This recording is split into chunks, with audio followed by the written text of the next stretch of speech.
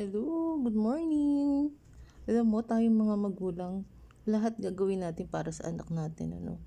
Yung mga dating hindi natin ginagawa nung mga single pa tayo. Pag nagkaroon na tayo ng mga anak, gagawin natin.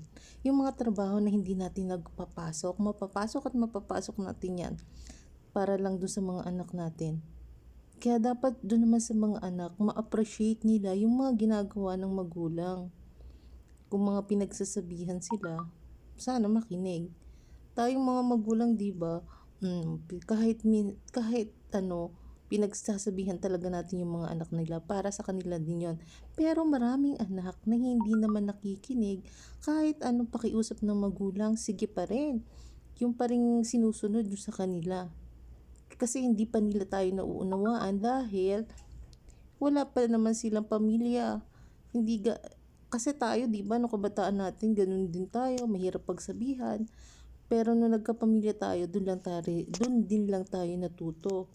Kaya sana dun sa mga anak diyan, alam nyo, makinig kayo sa mga magulang nyo.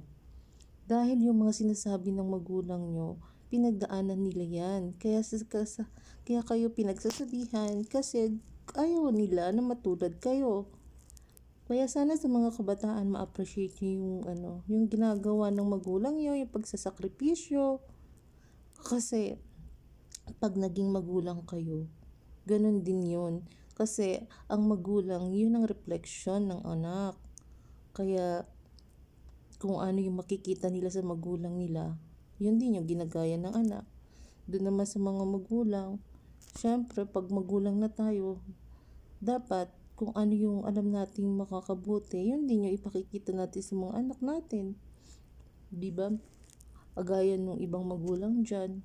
O, minsan may mga magulang na mas matino pa yung anak, 'di ba? Hindi naman kasi pare-parehas ang magulang eh. Kaya iba-iba kasi tayo ng pananaw sa buhay, iba-iba ng takbo ng isipan. Kaya dapat dun sa mga anak, halimbawa may nakita kayong mali sa magulang nyo, huwag nyo gayahin. O, o yung naman mga magulang na mga mabubuti dyan, tapos yung mga anak naman ng pasaway, nako, mga anak, kayo, lagi kayo makinig. At saka buksan nyo yung isipan nyo sa sa, sa buhay na kinakaharap natin ngayon sa pang-araw-araw. Kailangan yung isipan natin naka-focus sa maganda. Tsaka doon sa mga kabataan dyan, huwag kayong mainggit doon sa mga nakikita nyong iba na mga kabataan na may mga magagandang gadget, mga nasusunod ang luho. Alam nyo, ang mga magulang gusto rin ibigay lahat ng gusto ng anak.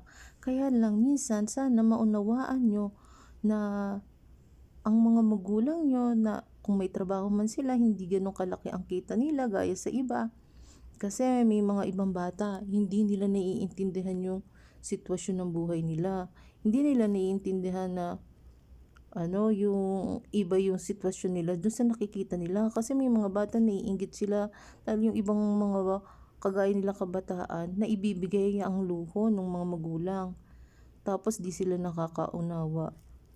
Alam nyo, mga kabataan, maunawaan nyo kasi na hindi naman porket mm, ano mm, porket yung iba magaganda yung buhay, nasusunod yung layaw, gagayahin nyo, maiinggit kayo. Alam nyo, hindi sa iba-iba ang buhay ng tao. Dapat kung ano yung kaya ng magulang nyo ibigay sa inyo, pagpasalamatan nyo.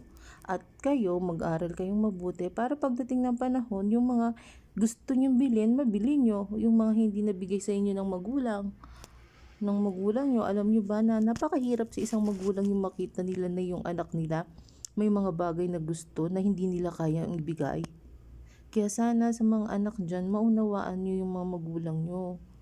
Pag hindi nila kayang ibigay yung gusto nyo, o unawain nyo, pasalamat kayo kung ano man yung meron kayo.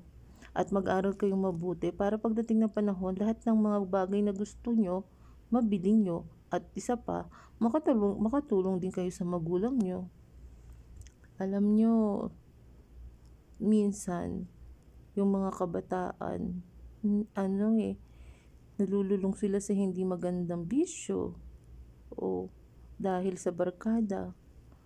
Kaya kayong mga kabataan, lagi kayo makinig sa magulang nyo. Lagi nyo, mahalin nyo yung magulang nyo, respetuhin nyo, pagpasalamatan nyo kung ano yung kayang ibigay sa inyo. Dahil minsan, isang beses, walang makakapalit yung sa magulang nyo. Ang magulang, isa lang yan.